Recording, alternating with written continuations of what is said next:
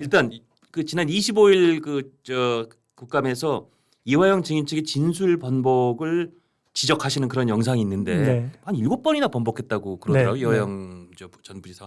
그 영상 한번 좀 보여주시죠. 소주 몇 병 정도 먹었어요? 소주를 갖다 놓고 따라주는 것이 아니고요. 이렇게 갖다 줬는데 그 쌍무원 직원이었는지 검찰 수사관인지 정확하게 기억은 나지 않는데 갖다 줬는데 거기에 마시니까 술이 되었습니다. 증인은 그러면 그럼 소주병이 아니라 그냥 이런 종이컵 같은 데다가 소주가 담겨 있었다 이런 건가요? 그렇습니다. 그게 술 파티라고 표현하는 거예요? 아니, 그러니까 그렇게 해갖고 저희들이 다 마시고 난 다음에 이제 저는 뭐 입만대고 안 마셨지만 네. 김성태 씨 같은 경우 마시고 난 다음에 또 채워주고 해서 술을 계속 마셨습니다. 교도관은 어떻게 나가도록 했습니까?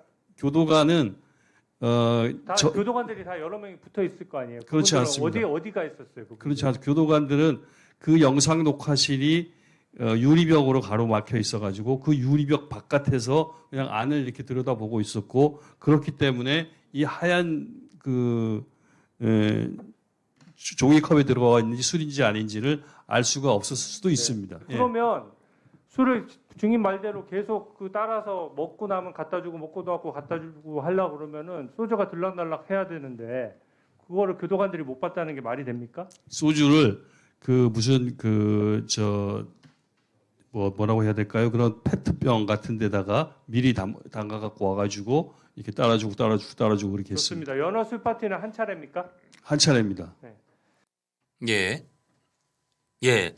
그러니까 이제 저기서 좀 이렇게 집중적으로 몰아치시는 장면을 저희가 봤는데 하여튼 이화영 씨가 저 관련된 진술 저희가 나온 게 아마 우리 구독자 여러분 다 아시겠지만 자기가 저런 식으로 회유를 당하고 김성태 씨도 저렇게 회유를 당해서 없는 사실을 이렇게 증언했다 이제 그 과정에서 저 얘기가 나오는 거잖아요. 네. 예.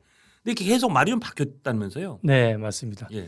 제가 저렇게 짧게 이제 끊어서 질문을 왜 했냐면요. 예.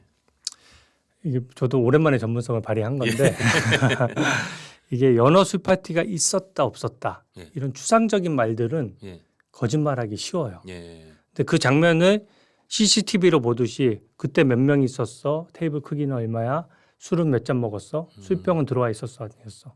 이걸 계속 질문하면 예. 자기가 직접 겪은 일과 아닌 것에는 반응 속도와 그렇죠. 내용이 일관되기가 어렵습니다. 그렇죠. 아무리 준비해도. 예. 그래서 제가 일부러 질문을 이제 추궁형 질문이 없죠. 그러니까 예. 질문을 쪼개서 한 것이고 예. 저는 두 번째로는 이게 국민들 앞에서 거짓말 하는 데는 대가가 따라야 된다고 생각합니다. 예. 저는 저거 위증이라고 확신하고요. 예. 항소심 이화영 증인이 항소심 재판 받고 있잖아요. 예. 재판 선고가 나면 저게 중요 쟁점이기 때문에 예.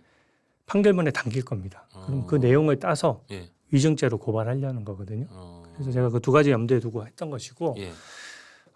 저는 그때 신문하면서 딱 느꼈어요. 증인 신문하면서 예. 이건 위증이 확실하다. 네, 근데 그게 일단 시기부터가 너무 왔다 갔다 해요. 그쵸. 시기 갈 때 너무 왔다 갔다 하더라고요. 네, 예. 그게 처음에는 6월 30일이라고 했다가 7월 3일이라고 했다가 또 6월 18일 또는 19일이라고 하잖아요. 예. 6월 18일 또는 19일이라고 하는 거는 이제 변호인하고 좀 준비가 된 거예요. 근데 왜 앞이 바뀌었느냐? 예. 연어 술 파티는 이제 본인이 회유 압박받은 수단이 되게 많다고 주장하는데 연어 술 파티는 거기에 그냥 보태기식으로 한마디 한 건데 예. 예. 여기 또 민주당 의원들이 다 같이 우르르 다 달라붙은 거예요. 그래서 예. 연어 술 파티가 중요 쟁점이 된 겁니다. 예. 예. 그러니까 이게 중요 쟁점이 될 줄 모르고 대충 뱉어놨다가 아. 이제 다 그래 연어 술 파티 있어 한번 우리 한번 제대로 한번 따져보자 이렇게 된 거예요. 예. 예. 근데 자기가 주장하는 날짜에 다 따져봤더니 막 구치소 들어가 있고 그러니까 도저히 각이 안 나오는. 예, 예. 뭐 밤에 술 한잔 해야 되는데 뭐 나 오후 4시쯤 이미 뭐 구치소에 들어가 있고 이런 예, 식이거든요. 예. 그러니까 객관적인 팩트와 안 맞다 보니까 이제 자꾸 날짜가 바뀌는 거고요. 예.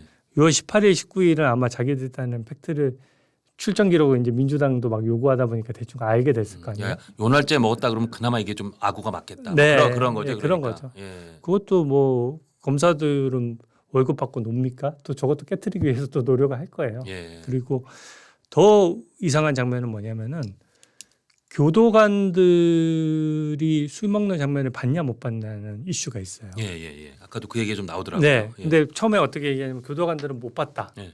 딴 데 있었다 이거죠. 예. 근데 교도관은 이 피고인 구속돼 있는 사람 놔두고 딴 데 있었잖아요. 예. 그 자체가 옷 벗을 일이에요. 아. 그게 매뉴얼 위반입니다. 그럼 이게 정말로 이 사람들이 이게 거짓말로 거의 뭐 확실시되지만 거짓말을 한다고 치고 거짓말을 하기 위해서 지금 멀쩡한 교도관 옷도 벗길 만한 그런 일을 벌이고 있는 거죠. 네, 그런 거죠. 근데 지금 요번에 증언하는 걸 보시면 처음에는 근데 이제 교도관들이 나와서 이제 증언을 하기 시작한 거죠. 예. 근데 전문 직업인의 증언은 신빙성이 매우 높습니다. 예. 자기 직업적으로 하는 사람이니까 그렇죠. 거짓말할 이유도 없고 자기 직업도 걸려 있으니까 있는 예. 그대로 얘기한단 말이에요. 예. 근데 교도관은 무려 36명을 조사하고 예. 이하영 증인이 선택했던 변호사 두 사람을 다 조사했는데 예. 전원 다 연어수 파티는 없었다라고 없었다. 증언했어요. 그러니까 이제 궁색해진 거죠. 예. 그러면 교도관이 처음에는 그래서 딴 데 있었다라고 하다가 교도관들이 이제 펄쩍 뛰었을 예. 거 아닙니까? 말이 안 되거든요. 예. 그러니까 이제는 뭐라고 얘기했냐면 술 먹는 장소에 창문이 요만해서 유리로 보고 있어요. 교도관들이 잘 못 봤을 수 있다 이렇게 얘기했는데 예. 검찰에서 그 유리창을 깐 거예요. 예. 이렇게 좀 공개를 했는데 유리창이 너무 커요. 동률이. 그러니까 못 볼 수가 없는 거죠. 그러니까 좀 말이 꼬였잖아요. 그러니까 이제 종이컵에다 먹었으니까 종이컵 안에 소진지 술인지 아닌지 몰랐을 것이다. 이렇게 또 말을 바꾼 거네. 그러니까. 근데 생각해 보십시오. 저희가 MT 가서 종이컵에 우리 술 먹잖아요. 예. 돌아가면서 따라줘야 되고 뭐 페트병이 있었다고 칩시다. 아니 그리고 이게 종이컵에 먹더라도 술을 먹는 여러 가지 그 톤앤 매너와 자세와 따르는 각도와 술을 먹은 음료수를 먹었을 때 따르는 각도와 태도와 먹은 직후의 여러 가지 반응이 너무 다르잖아요. 8명이 예.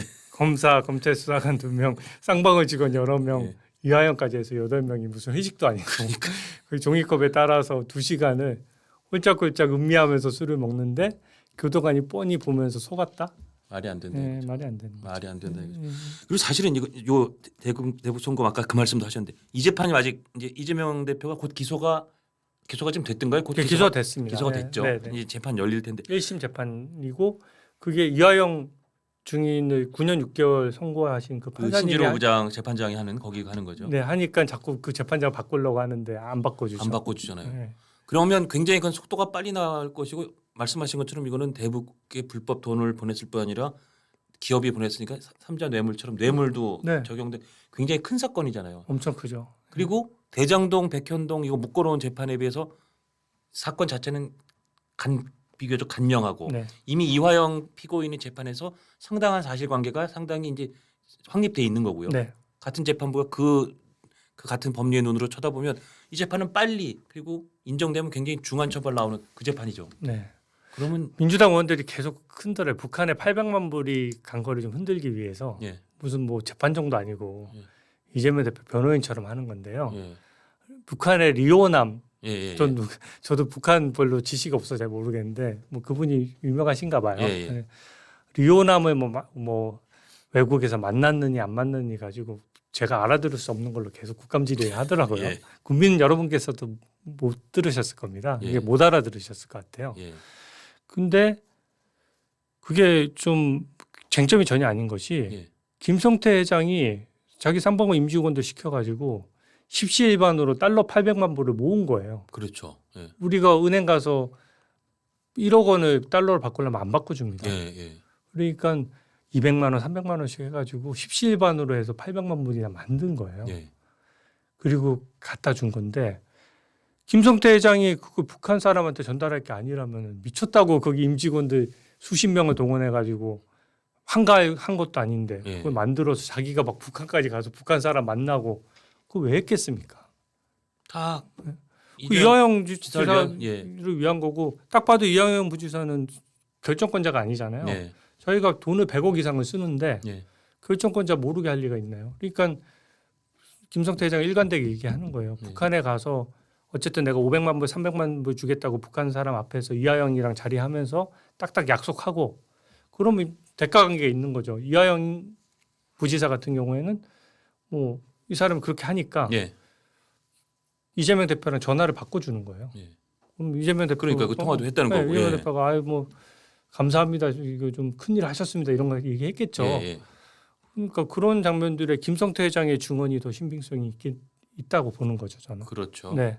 그리고 상당 부분 이화영 피고인 재판에서 그런 부분들이 다 인정이 돼 있는 상황인 거죠 지금. 그런 거죠. 예. 다만 이재명 대표의 또 새 재판 불법 송금에서는 과연 이재명 지사도 당시 이재명 지사가 보고를 받고 알았느냐 몰랐느냐 그걸 갖고 다툼이 이루어지는 정도만 해결되면 재판은 빨리 끝날 수도 있겠네요. 네. 근데 뭐 저기는 등장인물이 많아서 예.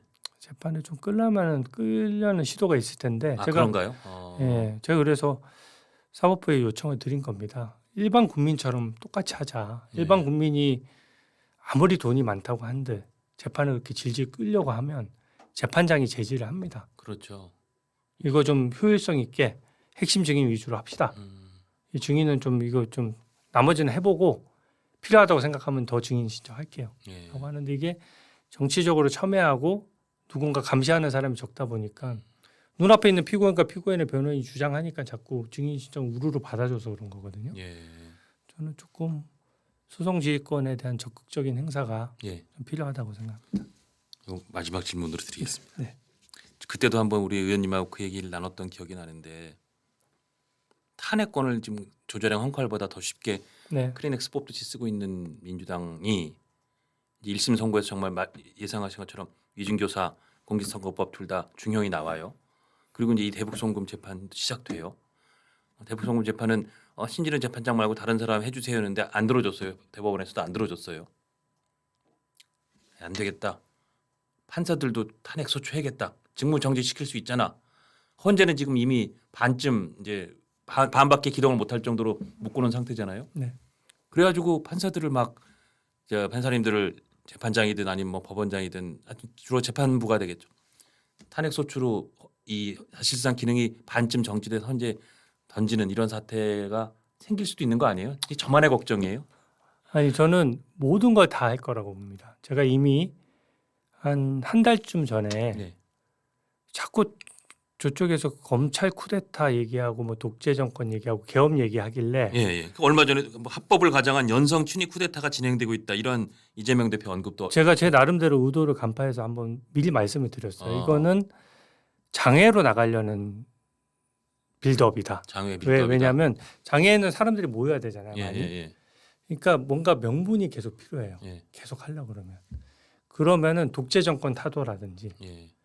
뭔가 좀 국민들의 분노를 일으켜가지고 결집시켜서 뭐 쿠데타 음모 분쇄 뭐 이런 네. 그렇듯한 거죠. 뭐. 예. 예, 예, 예. 그리고 그렇게 되면 정당하게 요새 광화문 집회 때문에 얼마나 국민들께서 불편하고 짜증 나십니까? 광화문이 직장인 저희는 매번 그걸 네, 느낍니다. 예. 예, 그런 면이 있는데도 합법적인 집회는 물론 당연히 해야죠. 보장해야죠. 예, 예. 근데 그게 이제 뭐 예를 들어 경찰권이라도 일부라도 충돌이라도 있으면 예.